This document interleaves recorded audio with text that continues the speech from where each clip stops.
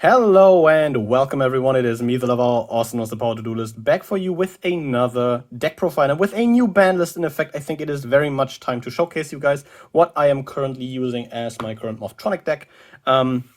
This will be for everyone who has been, actively watching the channel a bit. Not really a lot of surprises as I have debuted this list, or most of this list, a couple of weeks ago. Of course, starting off with the mainstay of the Morphtronic archetype, 3 copies of Telefon, just with the powerful attack position effect of rolling a 6-sided die, revealing that many cards from the top of your deck, and then summoning a level 4 or lower Morphtronic. From those cards, just an incredibly powerful effect that will probably never get power crept out of relevance for the deck. So yeah, maxing out on this guy as you probably should. And accompanying him is another fairly old card by now, 3 copies of Morphtronic Smartphone. This is a level 1 tuner you can special summon from your hand by banishing 1 Morphtronic monster from your graveyard, and has a similar effect to Telefon. You roll a 6-sided die, reveal that many cards from the top of your deck, but instead of summoning a lower level Morphtronic, this guy adds a Morphtronic card from the cards you revealed to your hand, which is another really powerful effect. And if you're really feeling spicy, you can use the defense position effect to stack the top cards of your deck. But I think with those two old faithfuls out of the way, we are moving on to the new guy, the infamous guy, the loopy boy. 3 copies of Morphtronic Telefon. Of course, you're maxing out on this guy as well, because the attack position effect basically reads: if you have 1 on field and 1 on grave, prepare for infinite loops. Because once per turn, you are able to roll a 6-sided die, gain life points equal to the result times 100, so winning in time even is a breeze with the deck. And then you can special summon a Morphtronic monster from your graveyard with a level equal to or lower than the dice roll. Very powerful effect, also has a very nice Foolish Burial effect in defense. So if you want to set up your graveyard, you also have that possibility, but you will most likely be using this guy to just generate a buttload of link material. Another really good main deck Morphtronic we are running is Remoten, 3 copies to be exact. While in attack position, this guy gives you a really good ability to tutor through your Morphtronic lineup, as you're able to banish a Morphtronic monster from your graveyard and then add 1 from deck to hand with the same level as the banished one. Also is able to, if it's in defense, discard 1 Morphtronic and then add 1 from graveyard to hand with the same level. Really sick effects on this guy. I think Remoten doesn't get enough credit for what amount of stuff it enables for the deck. And then, funnily enough, for the last main deck Morphtronic name we are playing in this list, 3 copies of Morphtronic Scopen, a still really solid Morphtronic level 3 tuner that, while in attack position, allows you to once per turn special summon a level 4 Morphtronic from your hand. Sadly, we are not running any targets for this in this list, but the defense position effect of it being a level 4 tuner does come up a lot and came up a lot in testing for this. Really sick card, probably one of the best Morphtronic cards ever printed. And then we are getting into the non-Morphtronics we are playing. I am running 2 copies of a very old face, the Gizmek Naganaki.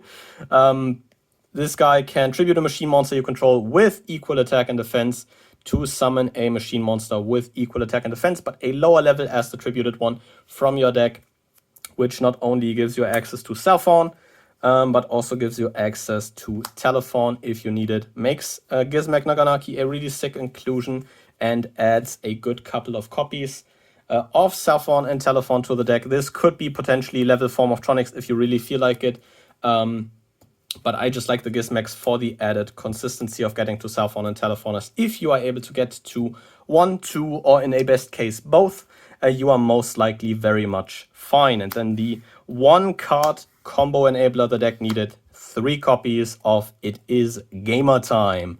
When Gadget Gamer is normal summoned, you are able to add a level 1 machine monster from your deck to your hand, which of course is any single one of your powerful Fon trio kind of parts, as you're able to add cell phone, telephone, or smartphone, depending on which parts of the trio you already drew or which parts you definitely need. And then this guy has also an incredibly powerful effect where this is able to tribute itself and then special summon a Morphtronic from your hand, which you were able to add off the normal summon effect, and special summon a Gadget Hauler from your deck, which is why we're playing the 1 Gadget Hauler as a kind of soft garnet, to easily enable a level 7 Synchro play into a Power Tool Dragon, for example, which really adds a good bit of power to the deck, which I do appreciate, especially since the deck was kind of, looking for, one card starters. On the topic of cards you are playing at 1, playing a 1-for-1, just an incredibly powerful way to get to Telefon and Telefon. A copy of Monster Reborn, a very sick generic extender that the deck really appreciates. A Caught by the Grave against those pesky hand traps. And a copy of Foolish Burial because graveyard setup is really sick in the deck. And especially now with Telefon around, we do be taking that. Moving on here. Onto the other extenders you're playing. We're playing 3 copies of another new card in Morphtronic Converter. This targets a machine you control. And depending on the battle position, does a different thing. While in attack, you special summon a Morphtronic with a different name from the one you stacked on top of your deck. So you're basically targeting a machine, special summoning a Morphtronic with a different name from your deck. And then you stack the initially targeted machine on top of your deck. And while the monster is in a defense position, you are able to summon a level 4 or lower machine monster from your hand. Really good extender with some very varied plays. Also is able to turn basically any normal summonable Morphtronic into one of the fonts, that being Telefon and Telefon, as Smartphone has a special summoning restriction, but still a really powerful extender nonetheless that you can, funnily enough, pull off of Smartphone. A really good extender that you cannot pull off of Smartphone is Junkbox. This lets you select and special summon a level 4 low Morphtronic from your graveyard, destroys it during the end phase. Yeah, it's just that simple. Archetypal Reborn, it's good, you take it, free extender, you love it. And then we move on to a very cool extender in Morphtronic Repair Unit. This discards Morphtronic monster from your hand and then lets you special summon a Morphtronic from your graveyard, but equips itself to it, so kind of an archetypal premature burial. Very sick, especially since it is searchable by the one, the only, the Power Tool Dragon.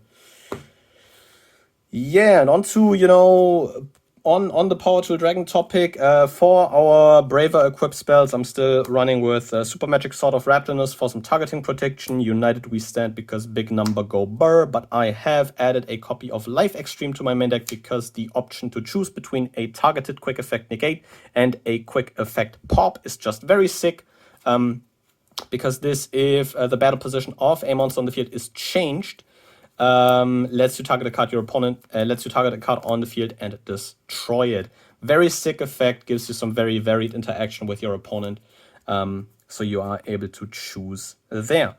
And then capping off the main deck are 3 copies of Infinite Impermanence. This really could be any staple you like. I chose Imperm not only because it's a really good hand trap, it's good going first, going second, but also if you weren't really able to, or you felt like your opponent hadn't no real choke points where you could drop this, you can hold it and then on the start of your turn use it to pick apart your opponent's board by targeting his pieces of interaction. Getting into the extra deck here, we're starting of course off with the one, the only Power Tool Dragon. Cut this guy down to 1 because without level 4s main deck level 4s you rarely go into OG Power Tool anymore. But he's still a really sick extra deck piece for the deck, as he's basically a guaranteed extender. And also he's just cool. He is just cool. He is just an incredibly cool card. But yeah, what kind of overshadows him by this point is his retrain, the Power Tool Braver Dragon. If this is special summoned, you equip it with 3 equip spells with different names from your deck and or graveyard. And then during the main phase you can quick effect. Send a equip spell that he is equipped with to the graveyard and target a card on the field and either change its target a monster on the field, either change its battle position or negate that monster's effects. Which with Life Extreme gives you the option to choose between a targeted negate or that quick effect pop. For some, generic extra deck negates, we're playing a Crystal Wing Synchro Dragon against monsters because this is easily made with a Power Tool Dragon. Also enables some of the few Nibiru-proof lines the deck has. An FA Dawn Dragster for spells and traps, and Naturia Beast because Imperial Order is banned, but a walking Imperial Order is still pretty fucking good. When it comes to other stuff, I decided to stuff into the extra deck. I'm playing 1 super heavy Samurai Swordmaster Musashi. This, if it's synchro summoned, lets you add a machine monster from your graveyard back to your hand, but if you had spells or traps in the graveyard while you activated that effect, you cannot special summon that monster or activate effects of that monsters, activate effects of monsters with the same name as the added back monster for the rest of the turn, which is a pretty big drawback, but there's definitely scenarios in which this doesn't bother you, and in some cases you just want to add back a Morphtronic to have something to either pitch off of a repair unit, or maybe possibly grab a Telefon for a follow-up turn to link climb into a big link closer to easily close out a game. Also enables you to just keep machines in rotation, which is very nice. Before the banlist, you were able to recycle Hulk with this, which was a pretty good target. Post banlist, Rip Bozo, but I think the Swordmaster is still an incredibly cool card and a incredibly cool kind of synchro climb stepping stone, especially if you're going off of this guy, Morphtronic Earphone, a level 4 synchro monster that is just incredibly cool. This basically kind of substitutes the main deck level 4s you're not running anymore. This on special summon can take a face-up monster on the field and treat it as a tuner, which is kind of cute, but rarely came up until this point. But the cool part about this is that this can equip itself from the graveyard to a Earth synchro monster you control. And while it is equipped to a monster, that monster can make 2 attacks upon monsters each battle phase. Makes Braver Dragon that much punchier once he is carrying that 1-for-1, which is pretty cool.